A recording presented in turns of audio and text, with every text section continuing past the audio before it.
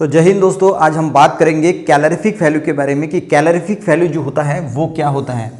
तो इसमें दोस्तों दो इसके टाइप्स भी है, हाई कैलोरीफिक वैल्यू या फिर लो कैलोरीफिक वैल्यू। तो वो भी दोस्तों हम समझने की जो है वो कोशिश करेंगे। बहुत सिंपल और बहुत ईजी है, ऐसे कोई टेंशन वाली बात बिल्कुल नहीं है। तो कैलोरीफिक वैल्यू यानी क्या होता है? The total amount of heat liberated bye complete combustion of unit mass of fuel. ठीक है, अब कोई भी फ्यूल जब हम कंप्लीट बर्न करेंगे, कोई भी फ्यूल है, कोई भी फ्यूल जब हम कंप्लीट बर्न करेंगे तो उससे कितनी हीट जो है वो निकल रही है।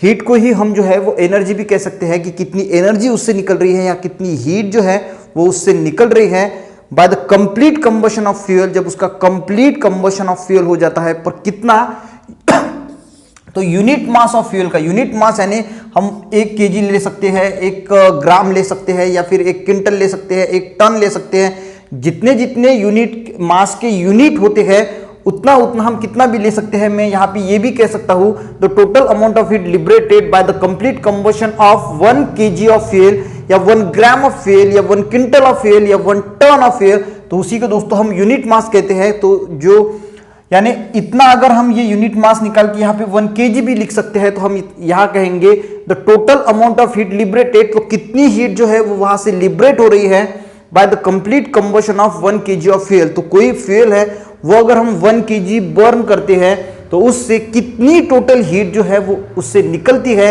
वही जहां जो कैलकुलेट करते हैं हम उसे ही दोस्तों हम जो है वो कैलोरीफिक वैल्यू जो है वो कहते हैं। तो इसके बाद दोस्तों आता है हाई कैलोरीफिक वैल्यू और उसे ही हम ग्रॉस कैलोरीफिक वैल्यू कहेंगे या फिर लो और नेट कैलोरीफिक वैल्यू। ठीक है, अब यहाँ पे जो ग्रॉस लिखा है और यहाँ पे मैंने लिखा है नेट। अब ग्रॉस यानी यहाँ पे लिखा है हाई और यहाँ पे लिखा है लो। तो इसका मीनिंग सबसे पहले ये ग्रॉस और जो ये नेट है इसका मीनिंग क्या होता है सबसे पहले हम ये समझ लेते हैं। जब दोस्तों हम ग्रॉस कहते हैं तो हम कहते हैं टोटल या नेट कहते हैं। ठीक है, अब इसका जो सबसे पहले जो डिफरेंस समझना हमें बहुत जरूरी है। अगर कोई बिजनेस करता है, ठीक है, एक उसकी किसी की शॉप है और शॉप में वो अपना बिजनेस करता है। एक आदमी आया और उसको पूछा कि तू महीने के कितने रुपए जो है वो तेरी ग्रॉस इनकम कितना है, वो तू कमा कितना लेता है। तो उसने कहा कि 1 लाख रुपए जो है मैं कमा लेता हूं। तो ये हो गई उसकी 1 लाख रुपए जो वहां से दुकान से 1 लाख रुपए कमाता है, वो हो गई ग्रॉस इनकम। यानी इसकी टोटल इनकम कितनी है? तो ग्रॉस इनकम जो है वो है 1 लाख रुपए। ठीक है, पर अगर किसी ने कहा कि तेरे पास फिर बचता कितना है, तेरा नेट इनकम कितना है, तो नेट इनकम यानी क्या होता है कि देखो 1 लाख रुपए कोई कमा रहा है तो वो कहेगा कि यार मेरे को 10,000 रुपए जो ये दुकान है इसका भाड़ा देना पड़ता है, इलेक्ट्रिक बिल जो है वो 5,000 रुपए आता है, जो 2 लेबर है वो काम पे है 5,000 रुपए के, यानी 10,000 रुपए जो है वो कटते हैं, बाकी का जो खर्चा है वो कटता है। तो 1 लाख रुपए मैं महीने के कमा लेता हूं, वो हो गई मेरी ग्रॉस इनकम। यानी पूरी टोटल इनकम मेरी कितनी है? 1 लाख रुपए, पर उससे जो है वो लेबर का खर्चा है, इलेक्ट्रिक बिल है, शॉप का भाड़ा है, वो देके मेरे पास जो है वो 60,000 रुपए जो है वो बचते हैं। तो जो हम खर्चा है वो अगर हम निकाल देंगे ग्रॉस इनकम से, 1 लाख रुपए जो था इससे अगर हम हमारा खर्चा जो है वो निकाल लेंगे तो बचता कितना है? 60,000 रुपए। तो ये होगी हमारी नेट इनकम। पर ग्रॉस इनकम हमारी कितनी थी? तो ग्रॉस इनकम थी 1 लाख रुपए, पर नेट इनकम कितनी थी? तो वो थी 60,000 रुपए। तो ग्रॉस और नेट में जो है वो आपको डिफरेंस जो है वो समझ में आ गया होगा। अब दोस्तों जैसे ही हम बोलते हैं हाई और ग्रॉस कैलोरीफिक वैल्यू, इसे हाई इसलिए कहा जाता है क्योंकि ग्रॉस जो होती है, मैंने जैसे आपको कहा कि ग्रॉस इनकम आपकी जो है वो बड़ी है और नेट इनकम आपकी कम हो गई, इसीलिए जो ग्रॉस इनकम है इसको हमने हाई कहा। ठीक है, अब हाई और ग्रॉस कैलोरीफिक वैल्यू क्या होती है देखते हैं। तो अमाउंट ऑफ, यही डेफिनेशन है, the total amount of heat liberated by the complete combustion of unit mass of fuel. ठीक है, तो हाई और ग्रॉस कैलोरीफिक वैल्यू की यही डेफिनेशन यहाँ पे लिखी है, फिर सिर्फ एक्स्ट्रा कुछ ना कुछ हमने जो है वो ऐड किया है।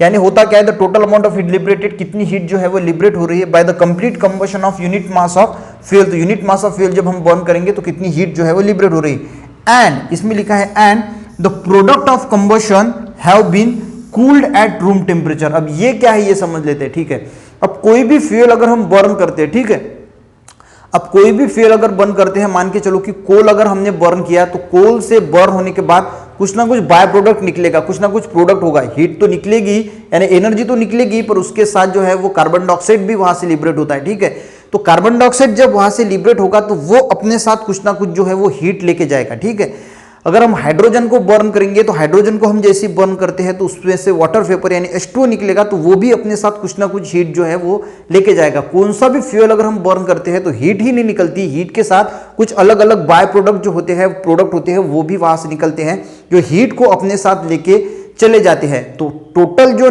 जो यानी हम जो कह रहे हैं कि ग्रॉस हीट जो होता है, तो मान के चलो कि जो हीट निकल रही है यानी एनर्जी है, जो हीट निकल रही है कोई भी फ्यूल बर्न करने के बाद, तो इसमें ए बी या फिर जो है वो बाय प्रोडक्ट भी निकलते हैं। जैसे कोल बर्न करेंगे तो CO2 निकलेगा और कुछ निकलेगा, हाइड्रोजन बर्न करेंगे तो वाटर वेपर्स निकलेंगी, तो कुछ ना कुछ एनर्जी के साथ बाय प्रोडक्ट निकलते हैं जो अपने साथ ये वाली हीट जो है वो भी लेके जाते हैं।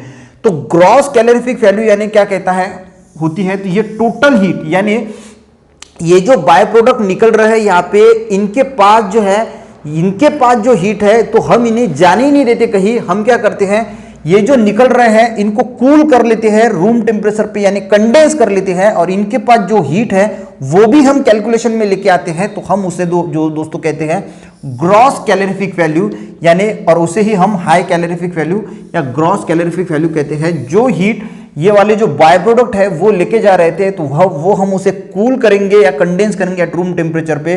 तो ये क्लोज सिस्टम में जो है वो होता है, पूरा बंद सिस्टम में हम इसे निकालते हैं, जैसे कि बॉम्ब कैलोरीमीटर है, तो वहां पे जो हम ग्रॉस कैलोरीफिक वैल्यू निकालते हैं। तो ये आपको समझ में आ गया होगा कि हीट के साथ जो बाकी जो बाय प्रोडक्ट हीट को लेके जा रहे थे उन्हें हम जो है वो भी यहाँ पे कैलकुलेट करते हैं, उन्हें हम जाने नहीं देते, वहां पे हम इन्हें कंडेंस करते हैं। तो कंडेंस करने से क्या होता है, जो हीट वो लेके जा रहे थे वो भी हमारी इसमें हीट जो है वो टोटल आ जाएगी। तो इसीलिए हम इसे ग्रॉस कैलोरीफिक वैल्यू कहते हैं। The total amount of heat liberated by the complete combustion of unit mass of fuel and the product, यानी जो प्रोडक्ट या बाय प्रोडक्ट हम इसे कहेंगे, प्रोडक्ट ऑफ कंबशन, जो कंबशन के प्रोडक्ट्स है, have been cooled at room temperature, तो हमने उसे रूम टेम्परेचर पे कूल किया और यहाँ पे जो है वो जोड़ दिया। अब लो और नेट कैलोरीफिक वैल्यू यानी क्या है कहेंगे, अब नेट कैलोरीफिक वैल्यू जैसे मैंने कहा था कि नेट इनकम हम क्या कहते हैं, जो खर्चा है वो निकाल लेते हैं। तो यहाँ पे हम सिर्फ नेट कैलोरीफिक वैल्यू में ये जो बाय प्रोडक्ट हमने यहाँ पे लिए थे ये हम नहीं लेंगे, इसको जो है वो एक्सकेप होने देंगे, जाने देंगे। सिर्फ हम यहाँ पे हीट कितनी इवॉल्व हो रही है, हीट कितनी लिबरेट जो है वो हो रही है, वही कैलकुलेट करते हैं। तो लो और नेट कैलोरीफिक वैल्यू क्या होती है, तो यही डेफिनेशन मैंने यहाँ पे लिखी नहीं है, तो यही डेफिनेशन हम पहले यहाँ पे लिखेंगे।